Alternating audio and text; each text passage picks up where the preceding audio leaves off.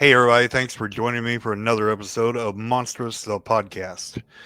Tonight I've got Mr. Cody from Arkansas, and believe he had some pretty interesting, or a pretty interesting experience with Dogman. So, Mr. Cody, how are you doing tonight, sir? Doing well. Fantastic, fantastic. So, if you would kind of give us the basic idea of where this happened and as much detail as you can, as much as you feel comfortable giving us. And I'm just going to turn it over to you. Perfect. Thank you. First of all, appreciate you having me on the show. Um, I like people to know about the possibilities that they might run into. Um, I've been a sheriff deputy twice in my life. Um, you know, and I got to hear some interesting stories from people that way. Um, but been in outdoorsman my whole life, fishing, hunting, whole works. Grew up uh, in a northern city of Arkansas, just kind of right on the Missouri border. So all that's like considered pretty heavy Ozarks, all the way to like Fort Smith. Pretty much is the Ozarks, and then Boston Mountains, and then right below that you have the Ouachitas, which I think are a little bit spookier in their own right. Um, but anyway, to kind of get into it, this would have happened in October, if I'm not mistaken. It would have been mid-October of 2020. Uh, Buddy of mine, we'll call him Jay. Uh, Jay and I were pretty close. Um, he had lived with me for some time while I was working for a sheriff's department in South Arkansas. Um, really great guy, very stand up. His word means a lot to me. He's not somebody who BS's or drags anything through the mud. He's a pretty stand up guy with a pretty stand up reputation. Um, and he happened to be with me that day. Well, it was a couple days. So we have access to a property in pretty much like the south area of Fayetteville. There's some outlying cities along along a pretty prominent highway, not an interstate, but just a state highway, 2-lane highway. It's a lot of river bottom farmland, and you know, we we were gonna try to do a New Mexico trip and go see Truth or Consequences. That's an actual town in New Mexico. Um, and we were going to go backpacking and whatnot. Well, COVID hit, restrictions became pretty high. And with my job, I was not willing to risk my job as a deputy, trying to go travel across state lines and get wrapped up all in the bull crap. So we decided to stay, and we went back up north to where I have access to this property. Um, so the property is split by a pretty well-known river. Um, at its highest, it'll get 22 foot during flood season. This particular season, our winters are pretty dry, in what I'll call Northwest Arkansas, which is best known for Walmart in the city of Bentonville. So it's really interesting because you pretty much have a metropolis from Bella Vista all the way down to essentially Fayetteville, and then you can go all the way down to Fort Smith. Um, and anyways, we made our way up mid-October. I called my dad. I said, "Hey, are we good to be out at the property?" We had, I had taken some time off for that trip. We took off a week. He said, "Yeah, no problem. Just make sure you clean up after yourselves." Absolutely, yes, sir. We do every time. Although I was notorious for shooting a lot of stop signs and stuff out there. Um, but basically, the property is split into, there's the main field that's kind of beside that 2-lane highway, and then there's a dirt road that makes kind of like a loop all the way around several properties. It's just kind of it's just a farm road basically. It just makes a big U. It heads east off of the highway, then heads south, and then turns back west, and you made a big loop. And that is in between, we'll call it property A, which is the field by the highway, and then property B is across the river. So we have to park in property A behind a gate, make sure our vehicles don't get screwed with. There's some pretty sketchy people out there. It's known for a lot of meth out in that area. So we go. I think if I had to pick a date, I want to say it was something like the 22nd.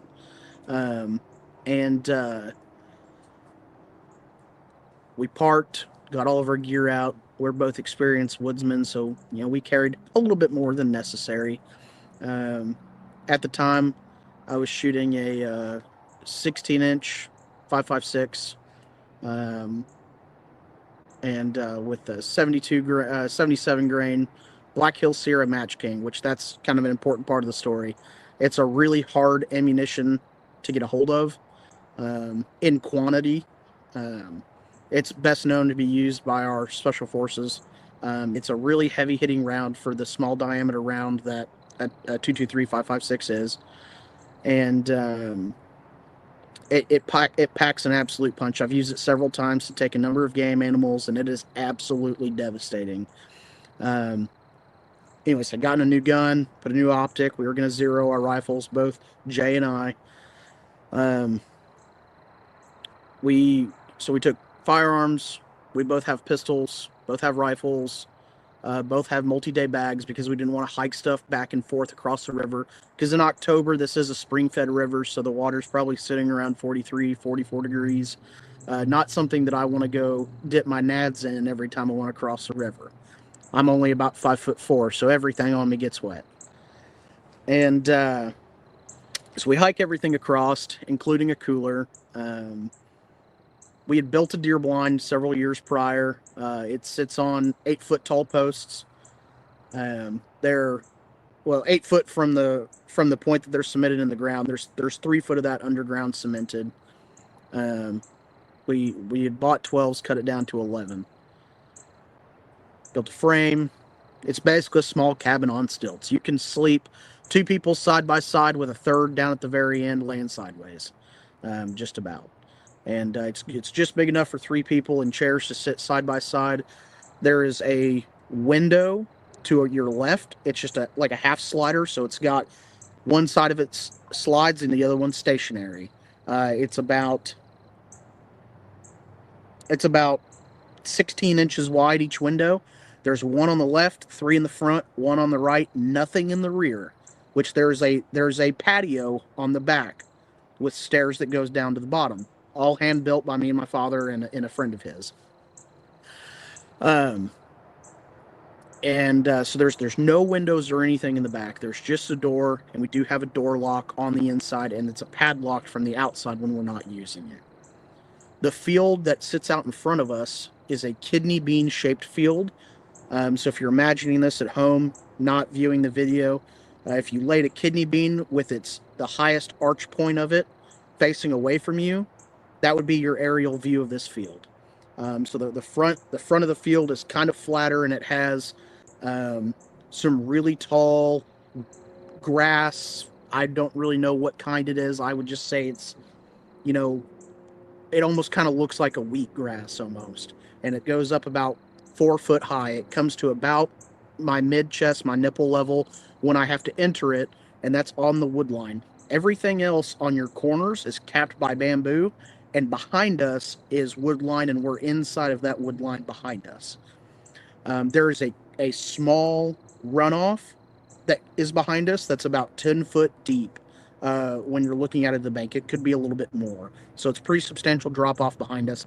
Out in front of us across where that timber line is, it has a slow descend to another type of runoff that's about 10 to 12 foot deep.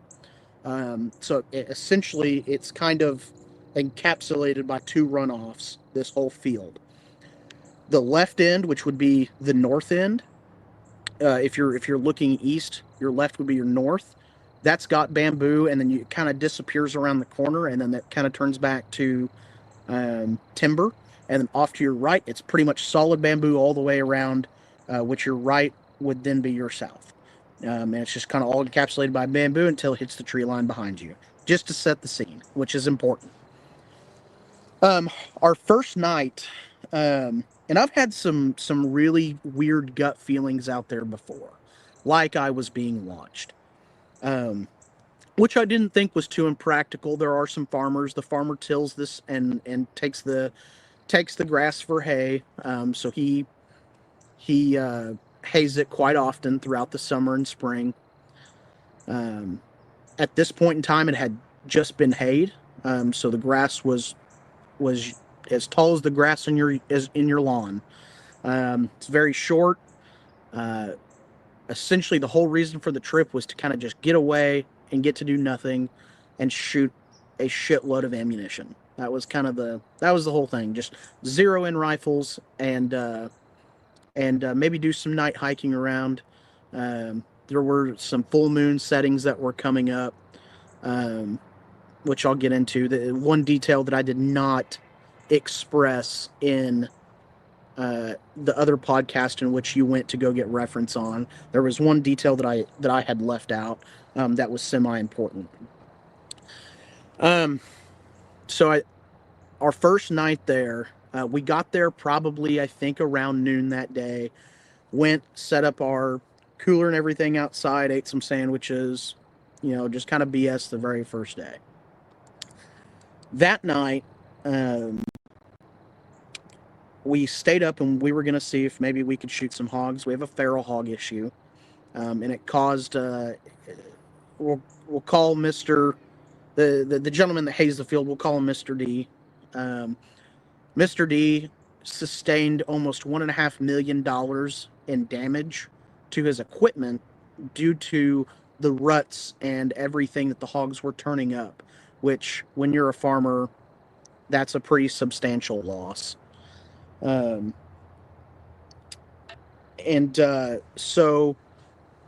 I would say, we were trying to do him a service if we could and dispatch some of these hogs. He does us a great deal of favor by tilling this field for us. That night we stayed up, and normally I see hogs. Almost absolute every time I'm out there, I will see them. The occasional bobcat and the occasional coyote, which you have to get a permit for to shoot at night. There are mountain lions in the area. The Arkansas Game and Fish, at this point in time, they have recognized that they are here now, but they used to not recognize that. They would tell you, no, those don't exist here. Bullshit. I have them on game camera from 2014. I know that they're there. They've been there. They follow the deer. Arkansas is one of the most densely populated states with deer, at like 1.9 million deer, which that's a lot of whitetail. Anyways, first night we don't see anything. I was very surprised. It was almost, I think it was almost a full moon, so the luminescence outside was fantastic. You couldn't have asked for a better night. Didn't see anything. It just was really quiet. And it kind of, me and Jay, we shared some words about how quiet it was. They always tell you, the birds stop chirping, stuff's not moving. There's probably something bigger, badder in the area. The second night is kind of when we had our coming to Jesus meeting. It was about that whole day. We just spent sighting and rifles that second day. We were hitting 3-inch steel circles at 200 yards, no problem. So we're slapping this, and you can hear it. You can see the dust from it hitting these plates. We're just absolutely ringing steel. This field is about 225 yards long, or excuse me, wide, and about 600 yards long. Normally, whenever you deer hunt there in the harvest time, you can see clear trails where they come out of that tall grass. So there's typically always one forward about your 2 o'clock position. You have one about your 11 o'clock position, and then you have 3 or 4 right in the middle where they just come right out of the middle of that tree line and come out and investigate the field. because from the other side you have a much better vantage of the field than you do on the side that we're on. So we're going to set up opposite of what the deer want to see, or what the deer do see. Second night, it's pretty much full luminescence. I think I turned on maybe some kind of call. I don't remember what it was. I know that it was a in distress call of a prey animal. And feral hogs, they'll eat stuff that's on the ground dying. They don't care. So I think I was playing a cottontail. I turn it off. It's about 11 o'clock. We're up till right around 11:30. We go to bed. Normally I would have set an alarm to get back up, but the first night we kind of overdid ourselves. I think we were up till 3 or 4, kind of just in hopes of that, hey, we show up the first day and shoot X amount of hogs. That night I did not set one, but about 2:30 in the morning, almost right on the dot, it was about 2:25-ish, Jay and I both sit straight up and look dead into each other's eyes. Like it was almost like something had woke both of us up at the same time. We look at each other. I stand up. I'm like, hey, maybe there's something in the field. Maybe we're sensing the presence of some coyotes or something.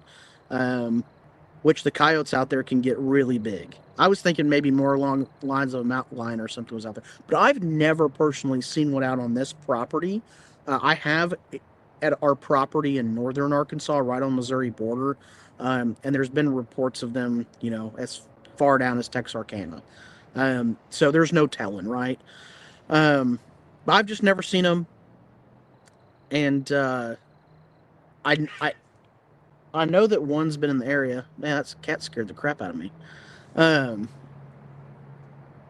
know that there's been one in the area because Jay accidentally decided to take a squat and defecate on a track, and then wanted to question me on what he thinks he just defecated on. And I said, that is a mountain lion track.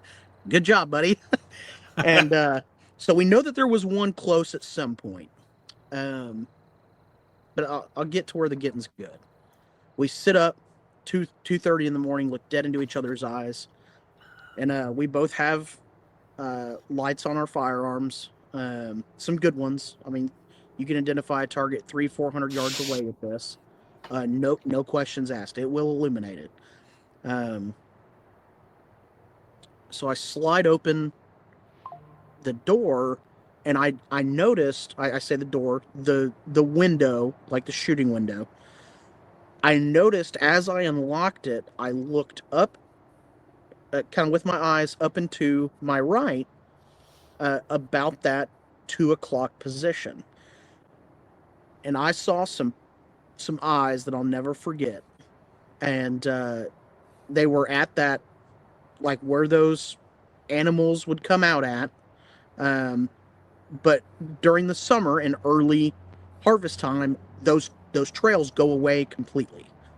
And the grass is soft enough at that time, mind you, that if anything walks through there, it will trample the grass and it will leave a track. 100%.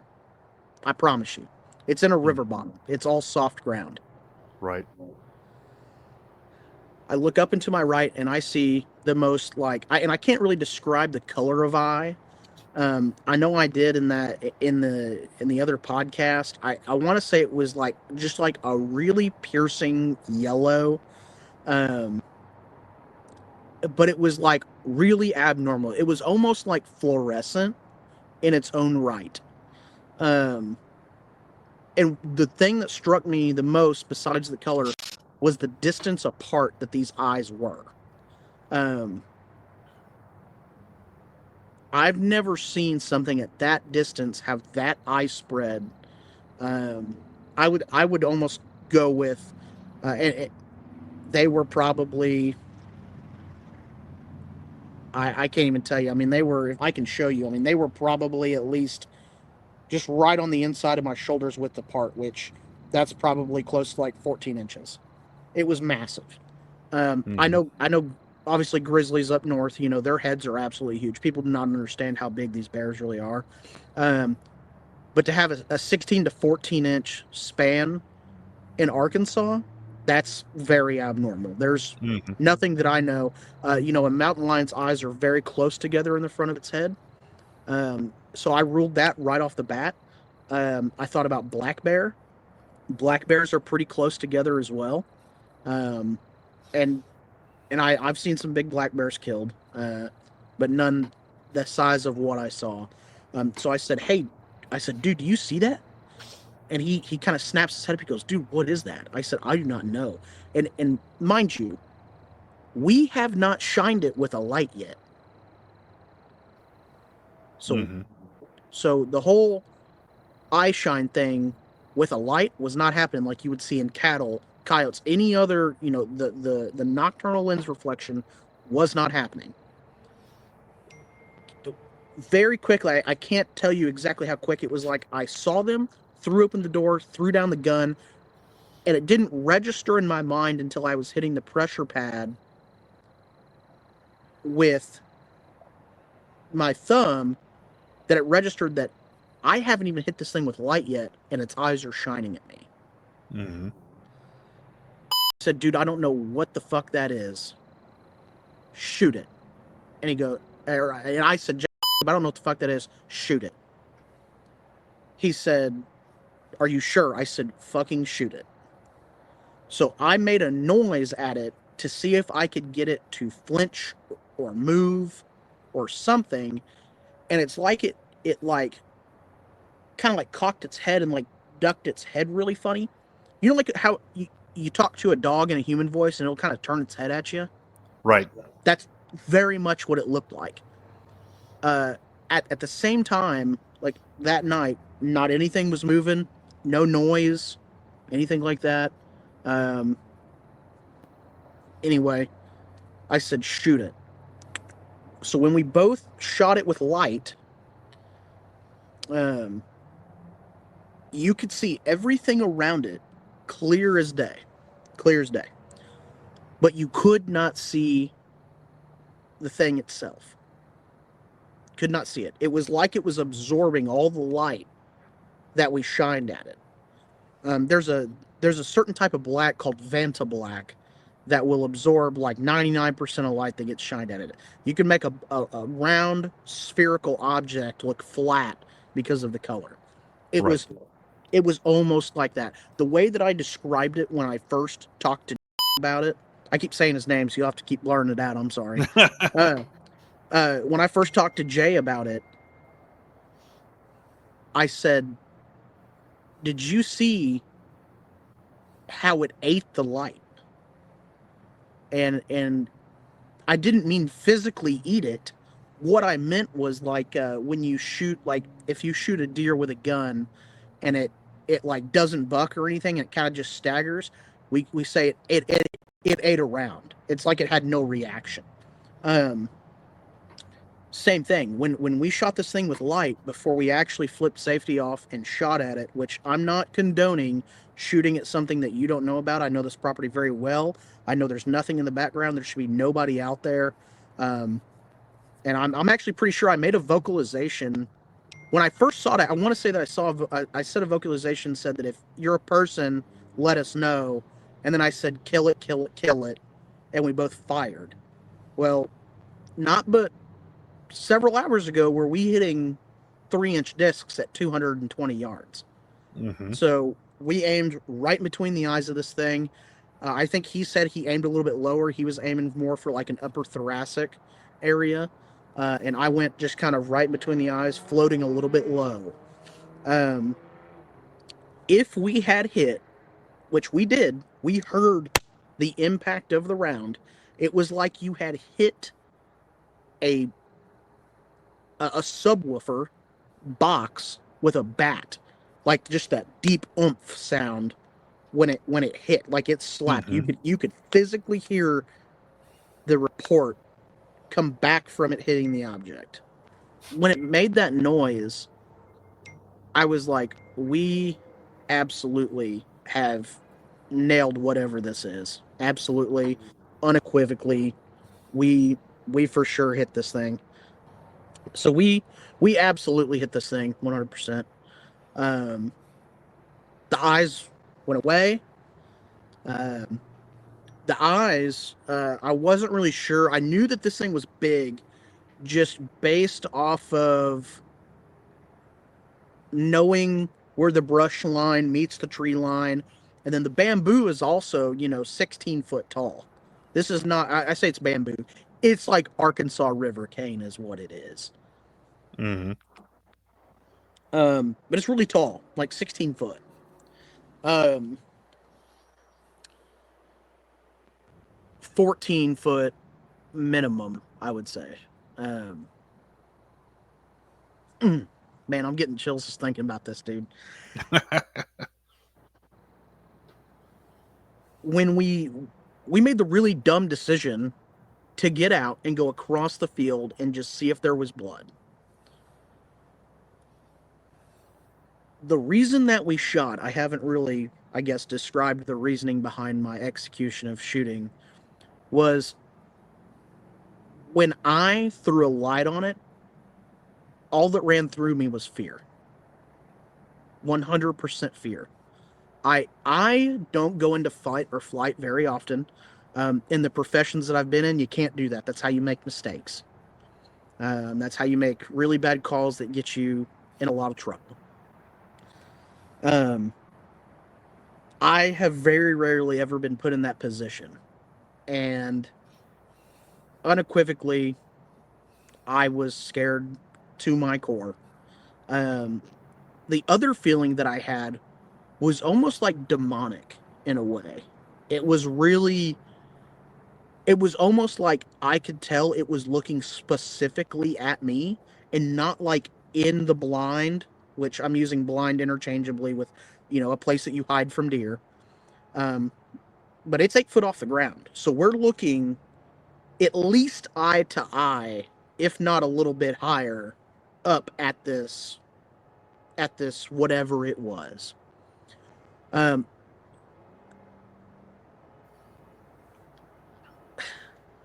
The other thing that got me was that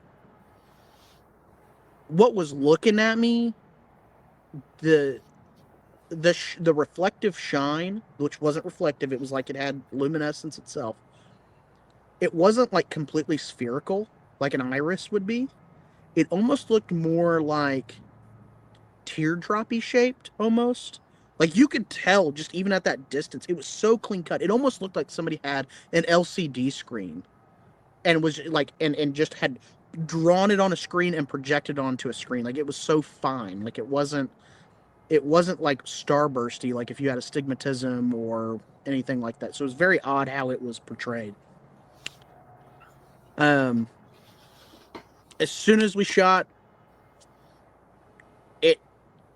it was like it was delayed. Like we heard the smack, and then about right at a second after that, the eyes went away. So that tells me it was not somebody playing an awesome prank and had an iPad or a small TV, or I've thought of every single possibility that this could have been. And those eyes did not go away. If a bullet had hit a TV screen, right, you would have seen other colors come onto the screen and then the screen would have gone dark. Or even if so, it would have happened immediately when you heard it hit. And we also probably would have heard more of that plasticky, glassy, hardware-y kind of sound. I've shot plenty of phones in my day. I've shot plenty of laptop screens in my day. Old ones that my dad couldn't fix, here you go. So I kind of have an idea of what that sounds like, and this was this was a body smack sound. Right at a second, eyes went away. We wait an hour, and we're like, do we go? And Jay's like, let's go. We need to find out what that was. Because he's also scared, and I've never seen him scared a day in his life. He's a super fit guy, really strong, and knows his way around a firearm and knows his way around jiu-jitsu. So I never questioned his you know, how scared he could get, Mm-hmm. his bravery. So we kind of trudge across the field. I kind of am leading because he doesn't know. I know kind of where a lot of these holes and dips in the field are. And it's really deceiving because it looks really flat, but it's not. Um, there's some micro terrain in there that can really hide some critters. Um, so we make the long walk, and the whole way I'm rifle up. I have light trained on the one spot, and then Jay is behind me sweeping, and then as soon as he gets to me, he goes up and over me and keeps sweeping. So he's just making a constant. He gets to my sector of what I'll sector fire. He's going up and over me to buddy check me to make sure he's not flagging me, and he comes down and around and he checks. He does 360 degree the whole way we're walking. So he's just a rotating light the whole way. Well, I have my light trained on the one spot that this thing was. We get there. There is not a single blade of grass parted in the field or anything. But you could see where something of substantial size had been standing. I mean, it was like it was big. It was big, and you could see where it had ran off at. There was not a hair, not a blood drop, nothing. So I'm starting to think, what was this? I'm like, because it ate 2 rounds of some really high grade ammunition, one out of a 16-inch barrel and one out of an 18-inch barrel, which that matters. Velocity is what makes this round expand. It's a very velocity driven round. That's what helps it fracture and break up as it enters. And there's not a drop of blood. And I've shot plenty of animals with this round, and it has left devastating golf ball size exit wounds. I mean, it's a bad round. And I could not find a drop of blood. I could not find a hair out of place. But there was a tree that was about this big, so I'm going to probably say 8 inches in diameter. That would have been, if I was the creature looking at you, it would have been on the creature's right side. And I did notice a little bit of bark missing right at about the 8-foot mark. It wasn't like scratch marks, but it was like something had hit it and knocked some bark off, but it was not, and I cannot stress this enough, it was not from a bullet. It was not. It was like something had rubbed the bark off. Like something had been there for a while and was leaning on it. It was an abrasion. It was not a cut. It was not a blister or anything like that. It was purely from friction.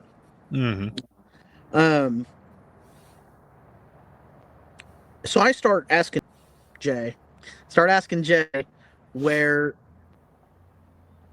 how tall he thinks this thing was. So he kind of backs up into the field a little bit. And he's like, "Man, I can't gauge it. I don't know," because he's like, "We were 8 foot high, at the base, which means we were really like 13 or 14 foot high. And like I said, we would have been eye level or just maybe right above this thing, kind of maybe shooting down, which tells me I would not have shot high, and we absolutely both hit this thing."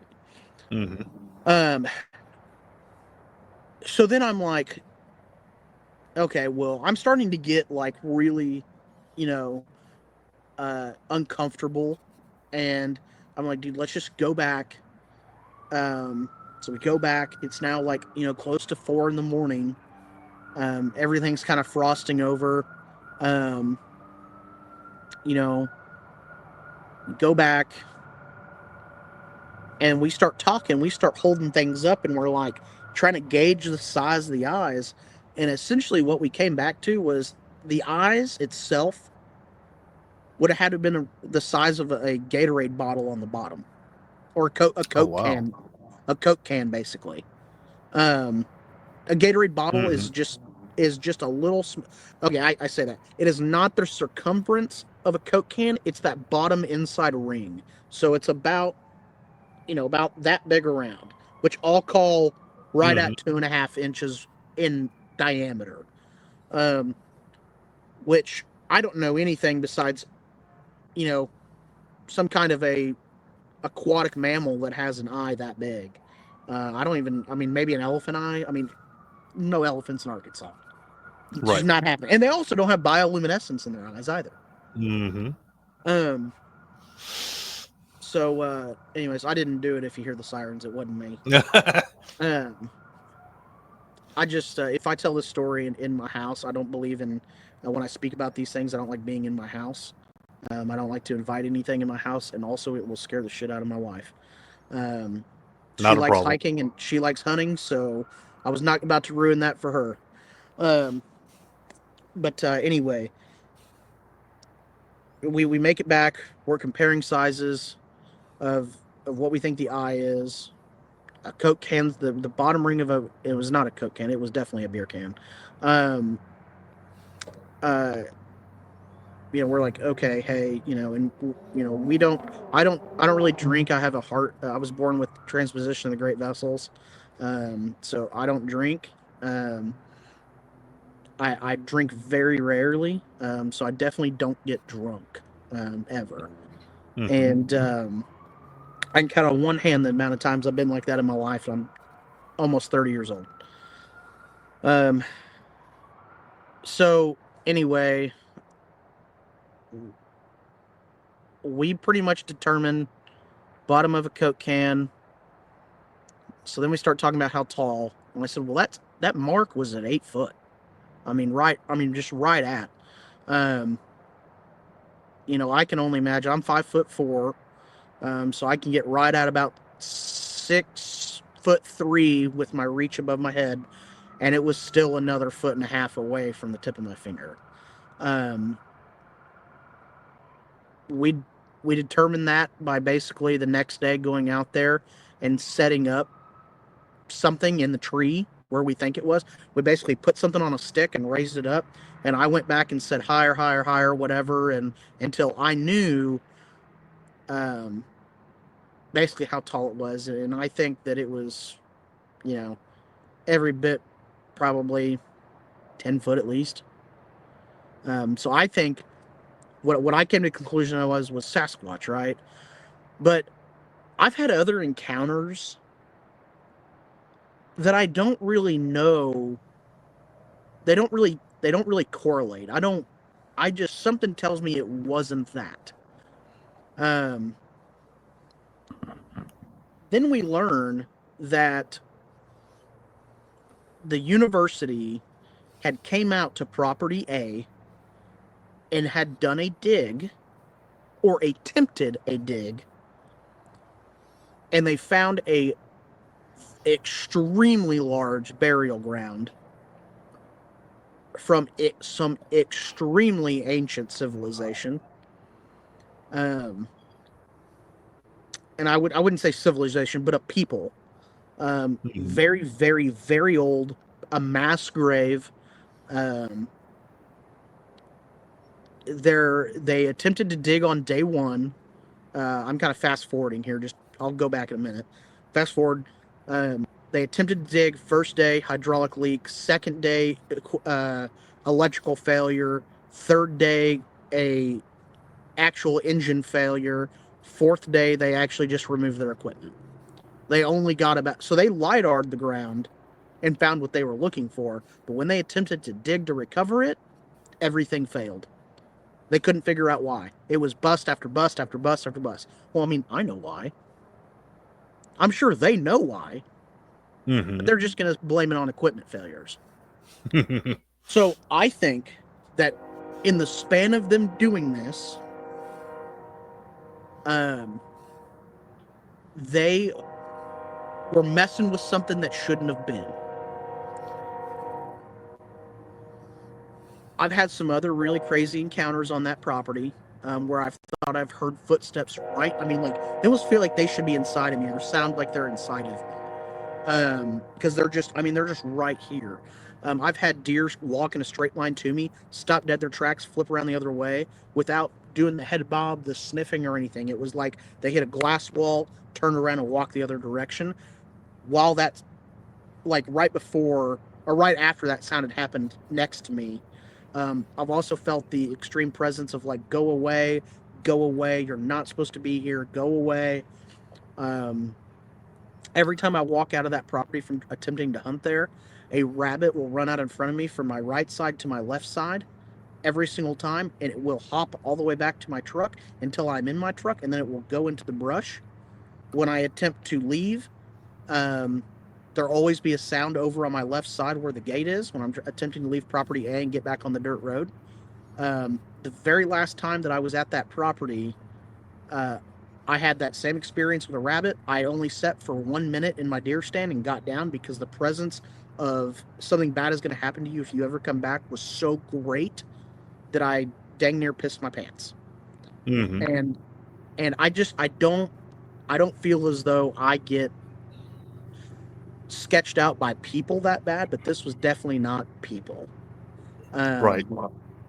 And so whenever I went to go pull out and turn left onto the road, a crow flew up out of the ground, not out of the bushes, out of the ground.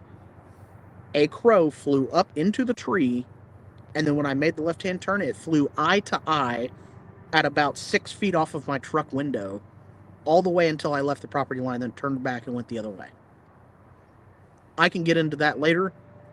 Back to being out here at property B the same night, we decide, hey, you know what? We're not going to bed. We're just going to stay up till it hits 7 a.m. 7 a.m. hits, we fall asleep. We wake up about 12 or 1 o'clock. We decided then that our time was probably going to be spent elsewhere. But we decided to hang in on one more night for whatever dumb reason. That third night, I got awoken to what sounded like something thumping the bottom of the deer blind, and we're sleeping on the floor. Mm-hmm. And it sounded like something just hit the bottom of it like with a fist. I said, nope, I'm done. I'm out of here. That morning, I stayed up all night long, searching the fields, scanning the wood line, trying to find something, right? Just anything to prove that I wasn't losing my mind. Mm-hmm. Right. Which, Jay being there, he's like, dude, something's off. I don't feel right out here. So we left that following day, went and spent some time somewhere else. But the reason that I believe it was a Dogman was because I have been in the presence on more than one occasion of a Sasquatch. Mm-hmm. But have I never felt as though my soul was in peril than that night. Also, just the silhouette of the creature itself, because like I said, I could see everything around it, which means I can make out a silhouette because there's 2,000 lumens of light hitting it from two very slight different directions. So the outline, more or less to me, resembled a dog. Mm-hmm. As far as from like the neck up, you could see. I felt like I could see, two slits at the very top of the head, which I deducted to be like German Shepherd type ears. And the lower half, you could just tell that it was like broad at the shoulder and a little bit narrow at the hip, but then it got bigger at the hip again, but it was kind of cut off because the grass came up to what I would say was about its knee, which grass is 4 foot tall. Right.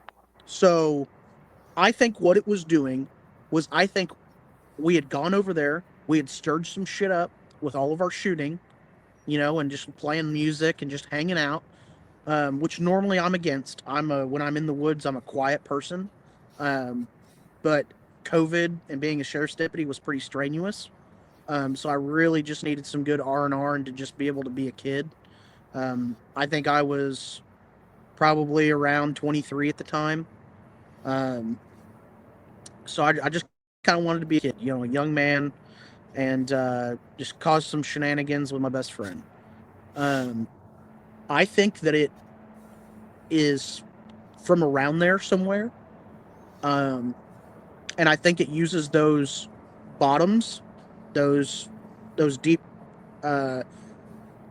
runoffs like I was telling you about, to navigate its way through all that farmland, because it could walk in those, and even if the brush was cleared, you wouldn't be able to see it if you were flat looking across that stuff.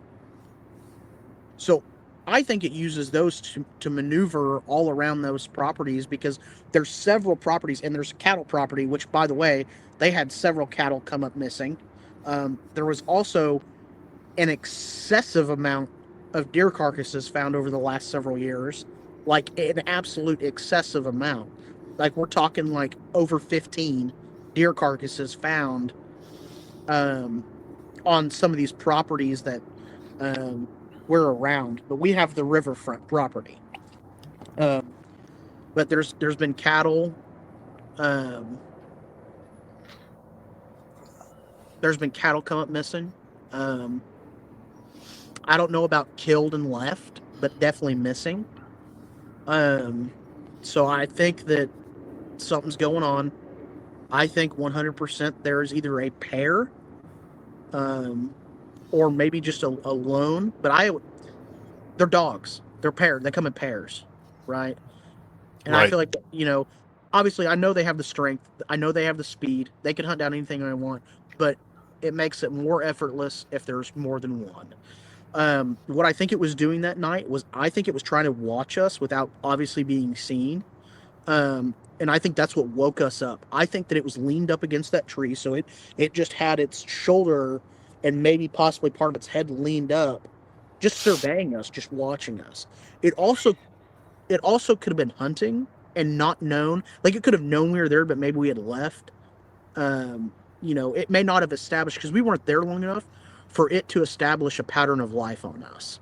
And I'm also wondering if it was just circumstance that the very first night it was in the area hunting, and so it didn't know we were there yet, but that's why everything was quiet and nothing was moving. Mm-hmm. And then the second night, I think it was surveying the field, and we just happened to be there, and it woke us up. That's why I think it didn't run from us, because they would have heard all of our shooting and stuff and known. Because, man, it knows what a gun sounds like. Right. Especially out in this rural part of Arkansas, everybody has a firearm. I almost can guarantee you that there's 3 firearms to every one person in this part of the country. So I know it knows what guns sound like, which makes me think that we caught it off guard. We shined some extremely intense light in its face. That's why it cocked its head and kind of ducked its head. It moved its head back into position. By then, we had made the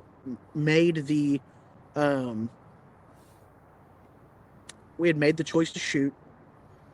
Part of the reason I said okay to shooting was because of the head tilt. It tilting and moving allowed me to really see the size of this thing based on where its eyes shifted. Something small moves its eyes, and especially at that distance, those eyes are going to look like one unit. You're probably going to see a very small distance between those eyes, even on something larger like a mountain lion. At that distance, it's just going to be minimal. But I could stick an iPad between its eyes. I mean, this was a big thing.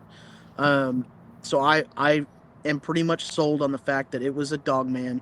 We caught it off guard. It maybe didn't know we were there. Maybe it smelled us, and that's why it was leaned up on that tree. It was trying to just rest, and it was trying to see as the wind blew, because the wind was blowing in its direction that night. I might add, it was blowing from west to east, and we were facing east. It was facing towards us on west. So I think the wind was in its favor. I think it came to that field to hunt. Maybe we'd start up animals, right, with all the shooting, and so all the animals were just kind of running everywhere. So, and especially there's kind of a really large hill in front of us. So when we shoot,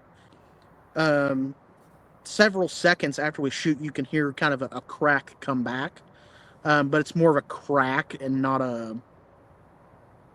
and not like a thud like what we heard when we 100% hit this creature. But yeah, man, that's kind of my experience. I've had some other really weird instances, trail riding and being out in places at night, pretty remote. Um, but just about nothing will shake me like that night. Yeah, that's pretty wicked right there. Yeah, I don't blame you guys for getting out of there once that thing started thumping on the bottom. Um, we hear a lot of discussion about these things being linked with Native American burial grounds, even regular cemeteries. Um, what do you think that is? Man, so I've heard, so many different discussions, oh, they're from the government, they're blah blah blah. I don't believe that. I think Right. maybe the government is completely aware of them, but I don't think they come from that. Um, as a Christian, I hate to acknowledge that creatures like that could exist. Uh, but there's just so many reports of it, and all the reports are so consistent. I Right. think they are just so consistent. Um, you know, I I just think that it's possibly a reincarnation of one of them, somebody of importance or a medicine man.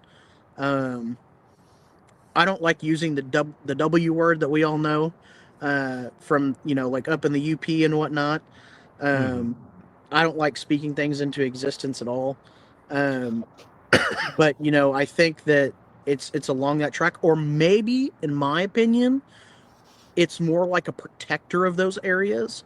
Hmm. And so when you're entering those areas, I think they're watching you all the time and they're just analyzing, are you a threat to what lies below the ground? Do you even know it's there?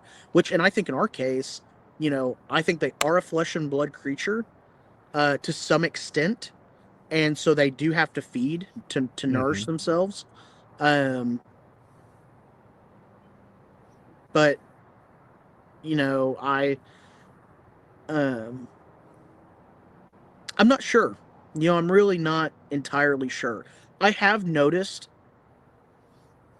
since the meddling of that burial ground, the coyotes that come through are dramatically less. I used to see them all the time. Hmm. All the time. The meddling started happening, which I didn't know had happened because I had moved away. So I didn't know that that was going on pretty shortly before we went there because I came back and I'm like, I could apply for a permit online right now to shoot them at night. But I'm like, I haven't seen one. My trail cameras, I have trail cameras out there that intermittently just go dead, by the way. Hmm. Um, so that's what made me first think about a Sasquatch was that the game cameras were being drained super easy, um, and whatnot. But I think that they can do that too because I think it's an energy thing. Right. And I think that's why it can eat light.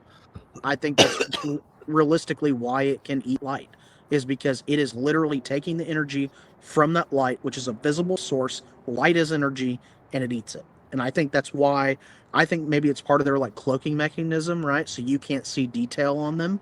Hmm. I think you catch one in the day, it's probably a little different. But some people say they can cloak themselves in the day. I maybe, right? Right.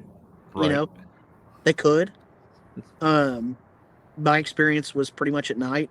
Um, I've had another experience during the day or like early morning that was really peculiar, but I think that was actually a Sasquatch, just due to the behavior that was exhibited. It dead fell a tree basically, but the tree was substantially large, um, but it absolutely cracked it over. You could see where it cracked it over.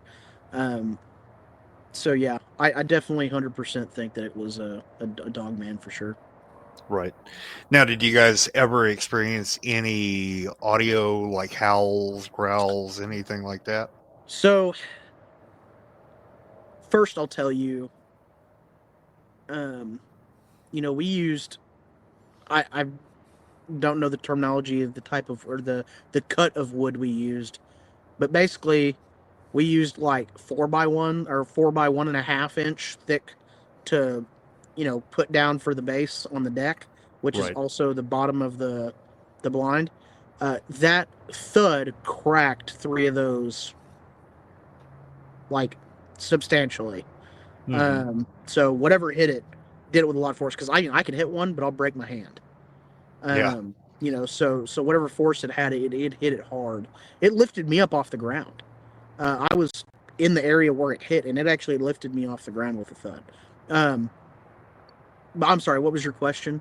About the howls and Oh, growls yes. and. So, we'd also used to hear coyotes all the time. Hmm. Haven't heard much of them. The first night, or no, I'm sorry, it was the third night right before we left. We heard howling, but it was 100% coyotes.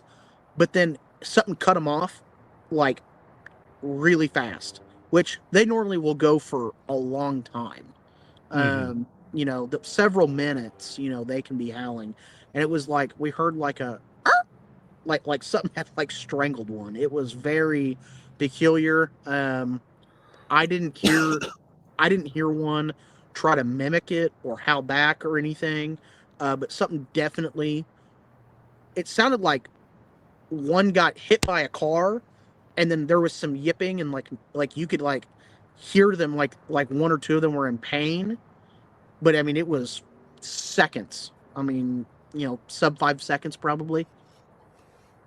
So Right. hurt. Right. I thought maybe they got in a fight, and a couple of them got hurt, but that's pretty rare. I would say, um, unless it was over a food dispute, but they weren't like, it wasn't like their eating howl. It was more like a location howl, Hmm. and like a rally, like a rally howl.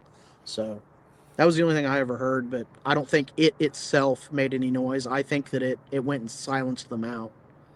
That is not the first time I've heard of that actually happening. I've heard several Really? accounts of, oh yeah, I've heard several accounts of people being out in the woods at night, or, you might live out in the country and you've got coyotes that live over the next hill or something. And, they usually go all night, but this night something obviously shuts them down because you hear, just like what you said, where you hear one or two of them yelp, and then it's just, it's almost dead quiet after that because it's something to shut them down. Yeah, absolutely. I definitely think something shut them down for sure. Um, it was like, I'd probably say it was like right at like a probably a 4 second audio.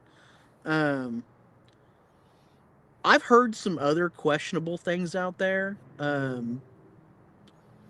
More like a scream, which I denoted to a mountain lion. They'll sound like a baby in the woods.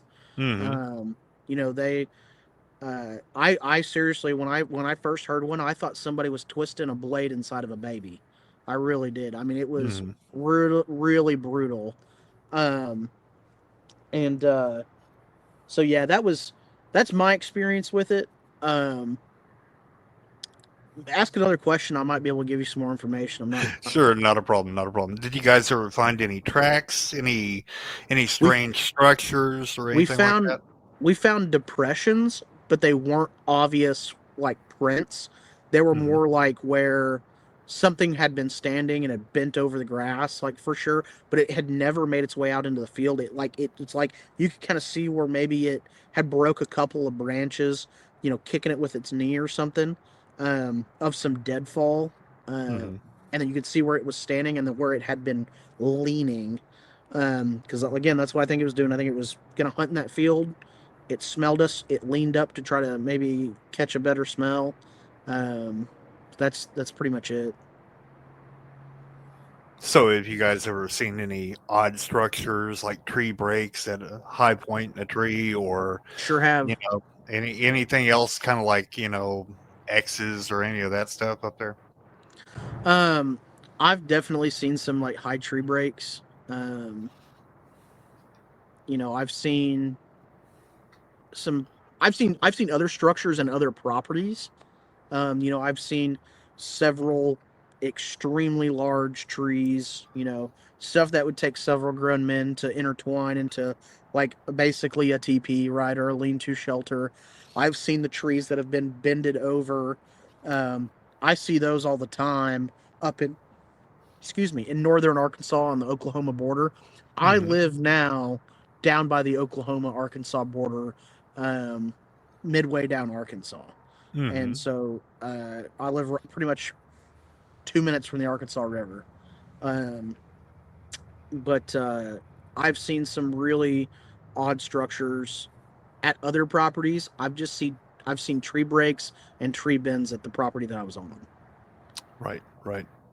So do you Also, think? uh, one Okay, go one ahead. one other note: property A. So we don't own this property. We just have basically free use of it. Mm-hmm. It's my dad's friend who owns this property. He has never, ever been able to successfully grow a garden in that soil. That's But very interesting. There's but there's really something going on with that but area with that ground. every soil sample has came back as phenomenal growing soil. But stuff will not physically grow. Hmm. Or if That's it grows for a very, very short time. that's really interesting. That's really interesting. So you think? I mean, I I would gather that this is kind of your idea, but do you think everything's kind of tied in with that burial ground going on there? Sure. Okay. Sure do. And so the day that I told you about whenever that crow flew up out of the ground and onto the branch, as I was walking to my truck before I had seen the crow, um, I basically made an announcement when I got there to hunt. I said, "Hey, um, I don't know who you are. I don't know your culture. I don't know your laws and your rules. I'm just here to harvest a deer to feed my family. In good sportsmanship, I'm just asking for you to leave me alone. I'm not here to harm you. I'm here to respect you and respect your place." And that's when I got that like really overwhelming sense of like, if you respect us, then leave kind Mm-hmm. of feel. And so I just said, I'm going to respect you and I'm going to leave. And I literally got up, saw that rabbit again, walked to my truck. I'm like, this is like the 30th time I've seen this. Go out, the crow flies up in the air. So I asked one of my friends who's part native, and he goes, dude, he's like, don't ever step foot on that property again. He was like, Mm-hmm. that was kind of its final like warning to you, before something bad happens to you. Right. And I Right. was like, duly noted. And so I actually was trying to video the crow because I was like, nobody's gonna believe me. I was like, I'm gonna tell the story and nobody is going to believe me, and I'm gonna be labeled nuts. And okay, so I call Jay as it is happening. I'm trying to take video, and I call Jay. The video will not really work. I think that if I go back into the app that I was using at the time, I might actually be able to find a snippet of it, and if I do, I'll send it to you. Okay. Um, That'd be great. I think I got like the last like 2 or 3 seconds of it being there, if I'm not mistaken. I don't. I I think, or I was trying and it wasn't recorded. I don't really remember. Um, I called Jay when it was happening, and he was like, "Dude, I believe you." He's like, "I 100% believe you that this is happening." Mm-hmm. Um, so do you have time for one more encounter? Oh, absolutely. Okay, so Yeah. um, do you have another computer screen there handy? I do not. Okay. Whenever you get off this call, I'll send you a picture, and if this video will be viewed by people, I'd love for you to insert this picture. Okay. Um, I will send it to you. Uh, but Jay and I, we're big into being prepared. With me being former sheriff's deputy, and then I also was, in private security for a while. Um, I always like to be prepared. I took an oath to defend the Constitution from all enemies, foreign and domestic. Um, so I occasionally will go out to this property on that dirt road. It's a county road, um, and what I'll call my kit, right? So a chest rig, my firearm, and a backpack with some weight in it. Get some exercise, right? Do practice patrols, slow patrols, fast patrols, getting on and off the road. Um, well, one night we decided to do a twilight patrol. Um, On the way down the road, I was in the front. On the way back, Jay was in the front. On the way back, it was dark. On the way in, it was light. Right at twilight. Um, Jay, on his way back, the river on the way back, the river would be on our left, which would be due east. And there's a really solid. I mean, where we had this encounter, it was extremely steep. There's no way that a person could be hiding on the side of this cliff. It is a sheer, and it's actually not even completely 90 degrees. It's actually inward a little bit. So there's no way for somebody to hang on there. That'll make sense when I tell you what I saw. I see Jay walk, and he has his rifle at a low ready. He's just walking, and all of a sudden I see him snap his head to the left, and he jumped. No, I'm sorry. I was in front. I saw it first. I'm so sorry. I saw something out of the corner of my eye, and I turned and pressed my weapon out and hit the light. And right in front of me was a pale face, almost completely circular, almond eyes. They were just black. It also looked very flat. It had almost no. It was very flat. Everything was very flat on its face. There was no real contour to its face. I hate to say it like this. When somebody dies, while embalming can do wonders, a lot of people's face it sinks on their body, and that's almost kind of what I saw. Except it was very circular. It was completely. It was like it was painted white. The mouth had lips, but the lips were black. The eyes were black, and it was a very kind of almost a very non-noticeable nose, but with two, you could kind of see two nose holes. It almost kind of reminded me of a mask. I said, "What the fuck?" And I flipped the gun up. I took 3 more steps. Jacob was a few steps behind me. I kind of shuffle a couple of steps ahead and turn around. As I'm turning around, he is walking, and I see him he's walking straight with his head up. I see him flip his head down. He does the same thing, and then just kind of takes off running towards me. He doesn't say a word. We basically both hightail it back to the truck. We got into the truck, left the property, rode in complete silence. And this is 2 years after our original event with the Dogman. We rode home in complete silence. We lived together. Rode home in complete silence. And before I got out of the truck, I said, "Stay right here." I prayed over us that anything that was demonic would not follow us into our household. Got out of the truck, and he said, "Do not say a word about this to my girlfriend." And I said, "I'm not saying a word."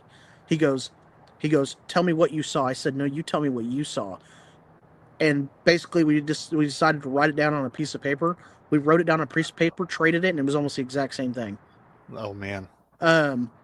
But it was like it was kind of like almost like it was like coming out of a bush. It was very odd how it was positioned. It was like on the lower edge of a round, like if you have a round bush, it was almost like it was just underneath it, but then it was just dirt kind of behind it, and it was straight down to the river. But it was 100% unequivocally a face. It was not a tree branch, because when we went back, we actually went back a couple months later and looked at where we saw it to see if maybe there was something like the bark or something was white, and so it looked like a face. No, not a shot. There was something there in that spot. I don't know what it was. And I will send you the picture of the best, because I just went online and looked up white Native American face masks. And and then that didn't really find it. So then I went flat face mask, Native American, black eyes. And then I found something, and I'll send it to you because it's like almost a dead on of what I saw. But when I started researching what this item was, it's like 1 in a million. Like there's not another one. And I can guarantee you the person that owns it don't live in Arkansas. Right. And so I don't think it was anybody pranking us. It was there. It didn't make a single movement. It was like it was there. And when I hit it with the light, I turned the light off and hit it again, and it was gone. So it like was there. It wasn't there. Jay came by, it was there. He hit it again, it wasn't there. So we both saw the same thing. It disappeared 2 times, but it showed itself to both of us. And that made my blood run cold. So I can imagine. I've had all these experiences on this property, and I never really wanted to come out publicly about it. If you could redact my last name, that'd be great. Yes. But other than that, yeah, I mean, I'm pretty set in stone that it's a Native American burial ground. I think that it's, you know, I can't even tell you how old. I mean, I know that the Osage were in the area, but I honestly, kind of the research I've done, I think it predates the Osage, and which they're old. Yeah. So I don't know, sir, but what we saw and what we've encountered has been nothing short of completely supernatural. Um, I will go back and deer hunt in property B.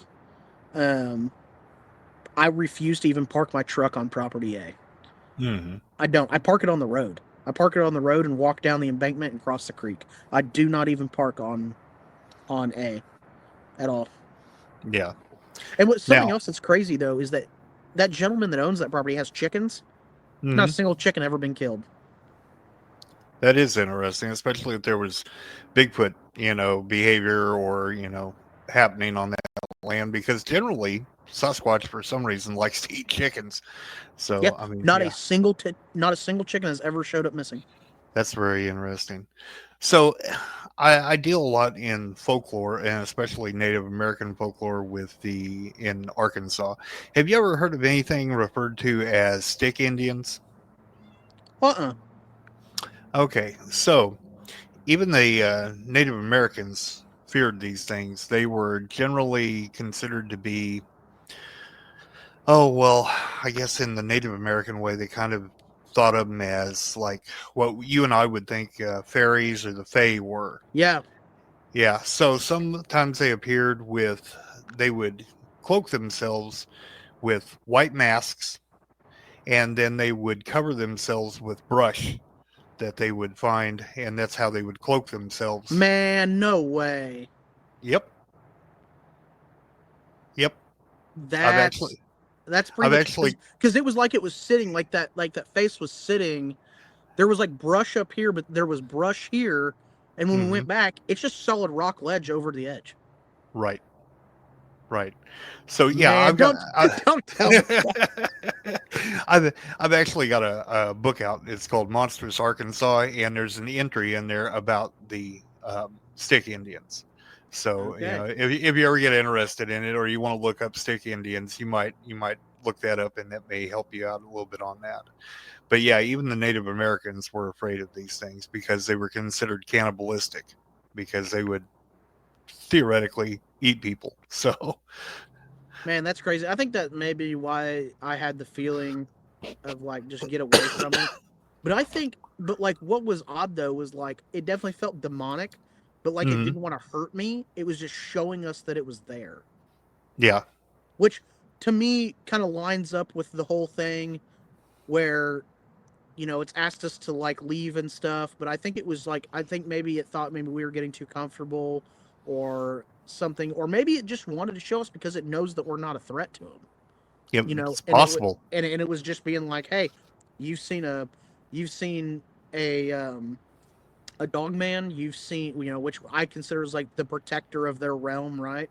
Hmm. um and so then you've had an encounter with you know with I think actually the crow was after. um but yeah, man, it was really really bizarre. But I didn't really feel as though my life was in danger though. I just felt more like, you know, what the fuck? Yeah. What in the fuck was that?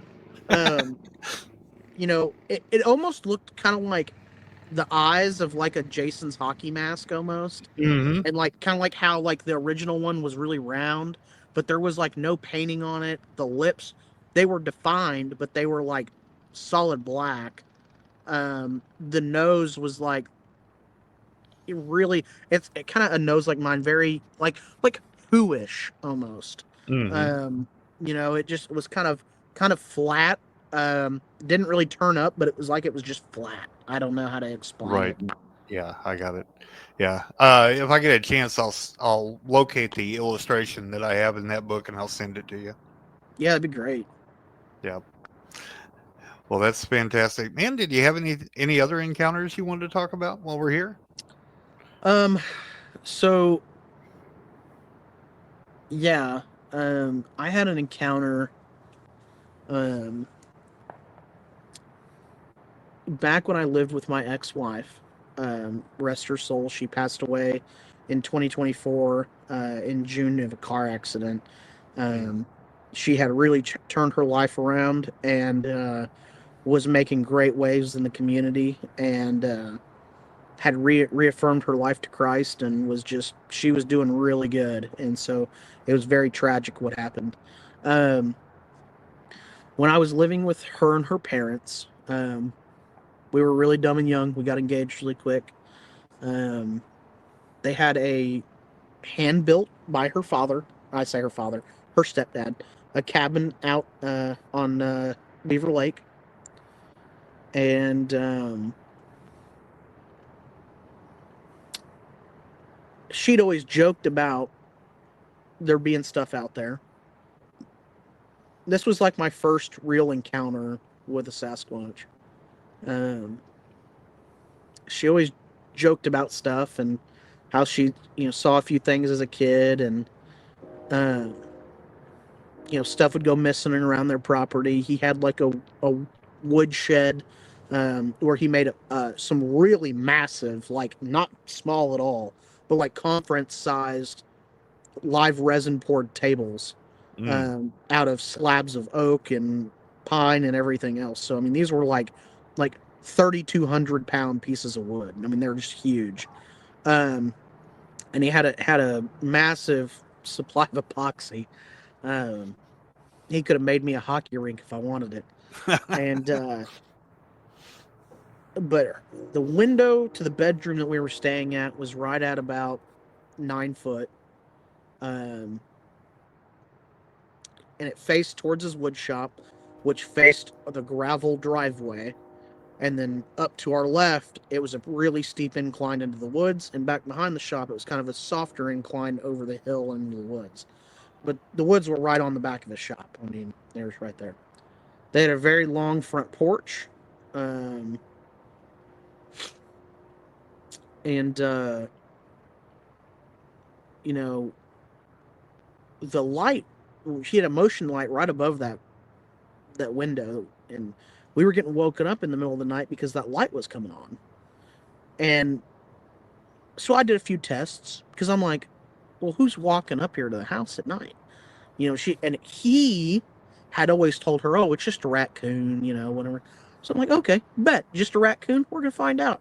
So I threw out some stuff there into the front yard, um, and yeah, the raccoons didn't set it off. I know they were raccoons because I have a game camera. Mm-hmm. They weren't raccoons that were setting off this light because they didn't set off the light. The light never came on. So then I thought about squirrels up there on the lights. Nah, I couldn't get to it. Well, I asked her one day, I, made a joke about, uh, you know, well, what is it that your dad is out there messing with, But she had always, joked about her dad messing with stuff out there and gifting things. And I'd never really followed too much track on that. And I'm like, where does your dad do this gifting? Oh, just right over there behind the shop. I'm like, what is he gifting? And she's like, oh, well, I never really known. He's like, he'll leave something and it'll bring something. And I'm like, is he gifting like a crow? No, I don't think it's a crow. Like, okay. So I just straight up asked him one day, because I'm a pretty blunt guy. I don't beat around the bush very often. I said, are you gifting crows back there? He goes, no, I'm gifting a booger. And I'm like, a booger? He's like, yeah, like a wood burger. And I'm like, I don't know what that is. He's like, like a Bigfoot. And I'm like, what? And he's like, yeah. And I said, has it ever come up to the house? He goes, no, it never does. He says, it will not step foot on this property. I said, are you sure about that? He goes, oh, I'm positive. I said, have you changed up anything recently? He goes, no. He goes, I've noticed that they haven't been bringing back the gifts that they like normally bring though. And I'm like, well, that's odd. He goes, yeah, ever since you came here, stuff's been a little funny. And I'm like, okay. Well, I started thinking to myself, I'm like, a Bigfoot, really? That's what you're going to go with? You know? Because this was kind of my first, I'd always kind of like ha believed because I live in the Ozarks, Mm-hmm. but I'd never really seriously considered it. Well, then I started doing some research, and they're pretty territorial, especially of people that gift them. Yep. And I'm like, like there was an article I read about a family who was gifting, and then their folks came to stay with them. And so for 2 weeks, the gifting went really weird. There was a lot of things that happened. There were rocks thrown. There were, well, not but like 2 days after that, a rock gets thrown at the siding as this uh, motion light goes off. And it's like a big old pop. You can hear it hit the side of the house. And I'm like, I like shoot straight up out of bed. I'm like, what the fuck was that? And so then she starts crying because she's terrified, because she's like, I don't know what this is. She was like, I feel really scared right now. Like, something's obviously aggressive. I don't know if it's the neighbors, like whatever. And I'm like, I don't think that's the neighbors. Next day I go outside, you can see where the rock hit. So then I start thinking about, how tall does this have to be to set off the light? So I take my ball cap and I kind of reach my arm up. Okay, well, 7.5 feet doesn't do it. So I'm walking all around, man, making noise, moving everything.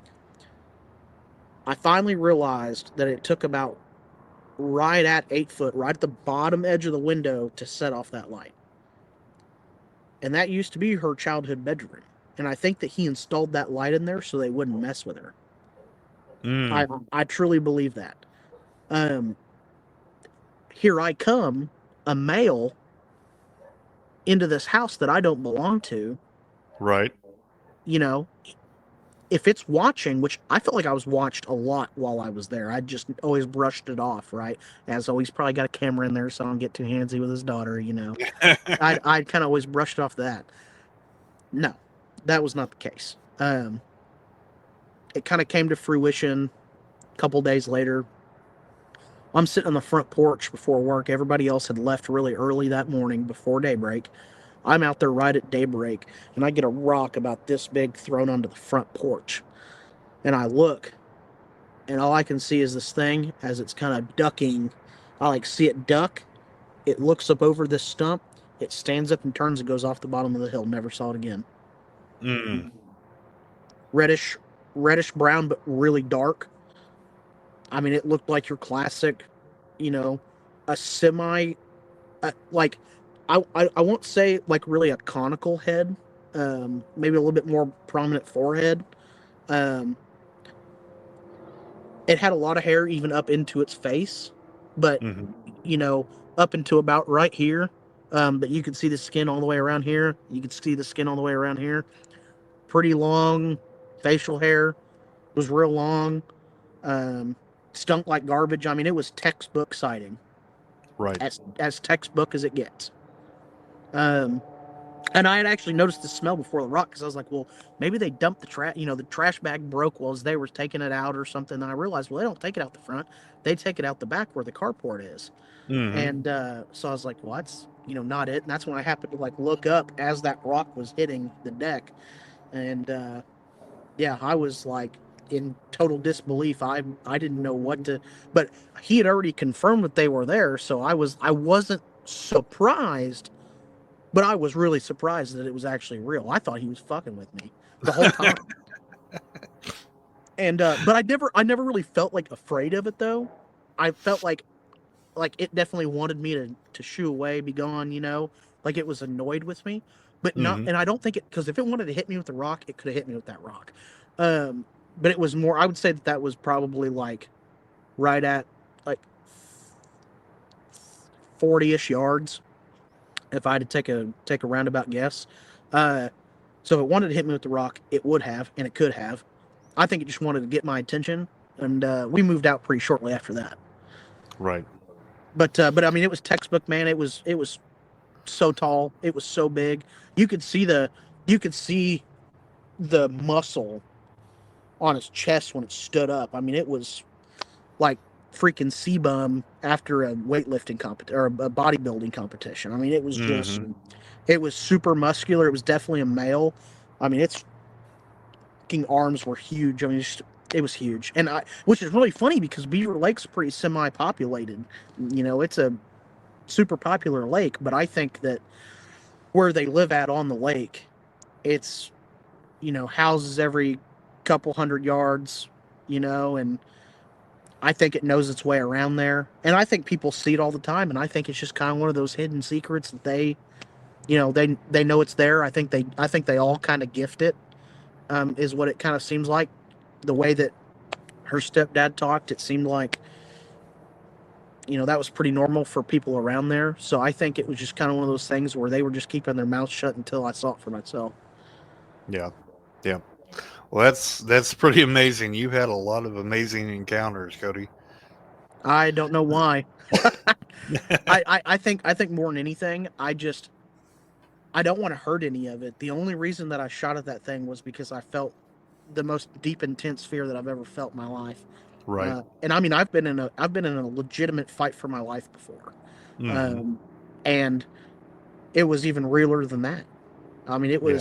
it was something. I'll put it this way, it was primal.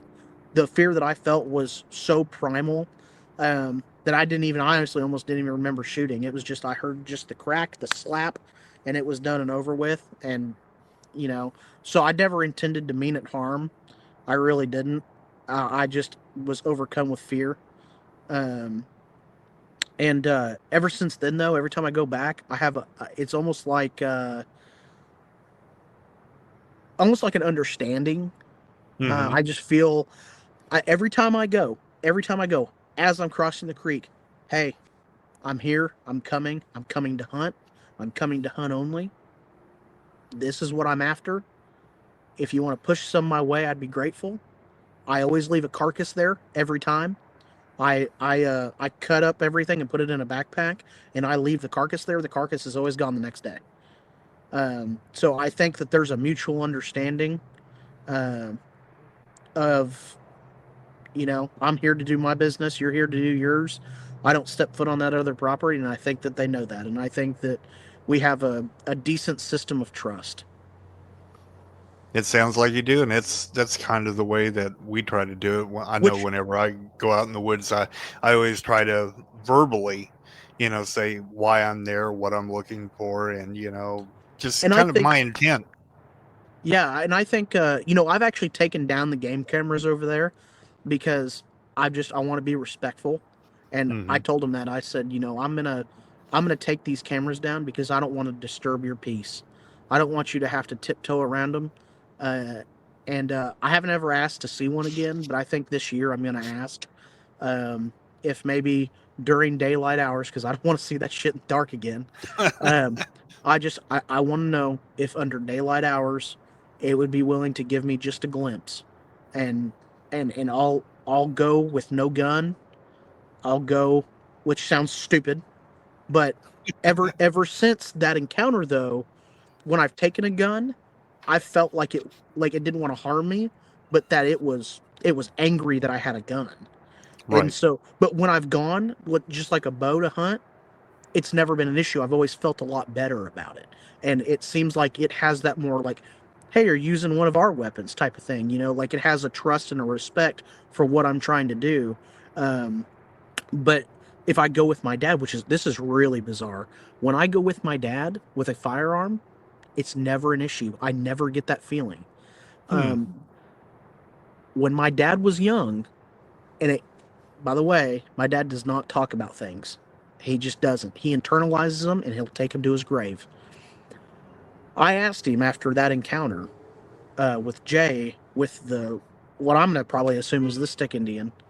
I asked him. I said, "Have you ever seen anything like out on it?" Because he had a farm in mid Missouri, which is like prime, you know, sighting territory, Right. just right north of the Ozarks.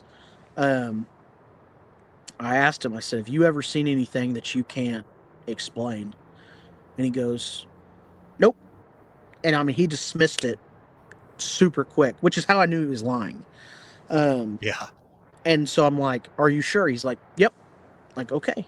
So I didn't bring it up again. A couple weeks later, I'm like, hey, I'm like, you answered that really funny. Are you sure? Nope, never saw anything. Like, okay. Well, the third time I asked him, I was like, listen, I'm going to be brutally honest with you. This is what I saw. And he goes, well, I thought maybe I'd have seen something when I had the farm. And I said, what do you think it was? He goes, I can't explain. Um, it was big, dark, and moved faster than I could have ever ran.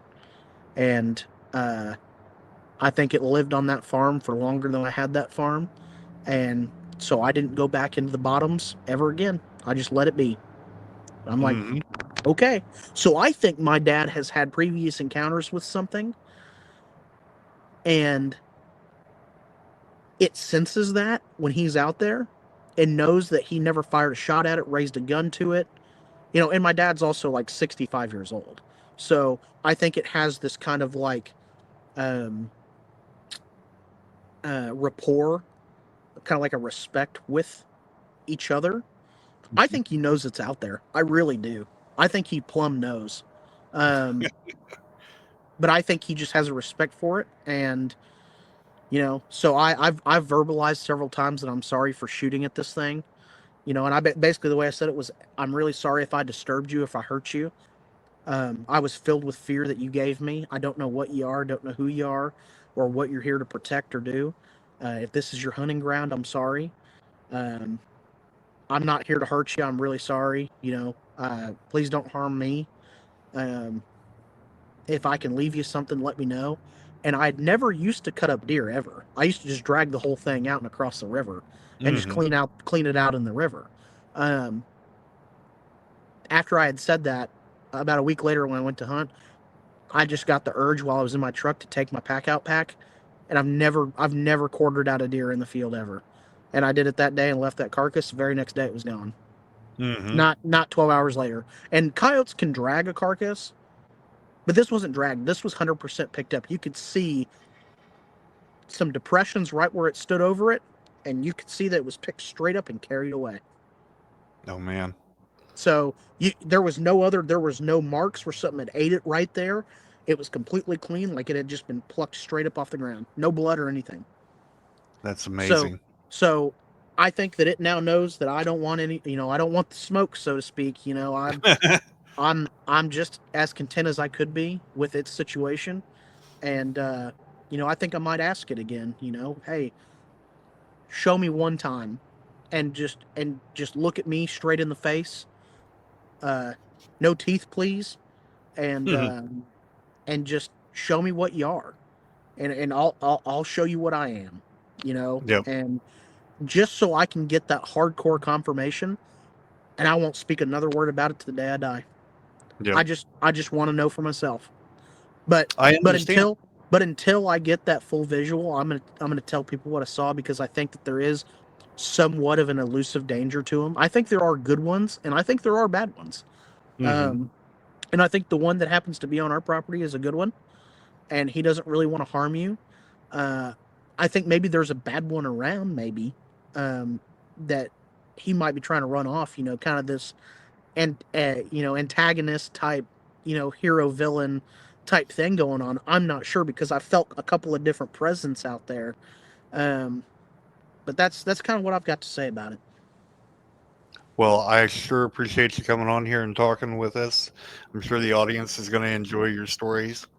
Yes, And sir. I really appreciate you taking the time to sit and talk with me. So if you Yes, hang sir. around just a minute, let me wrap this up and I'll be right back. Sure.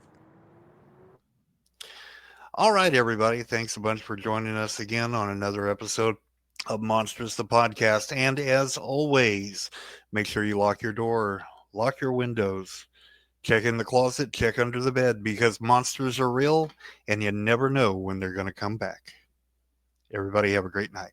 Goodbye. Whispers in the twilight, darkness and a breeze. Shadows move in silence. mystery in the tree.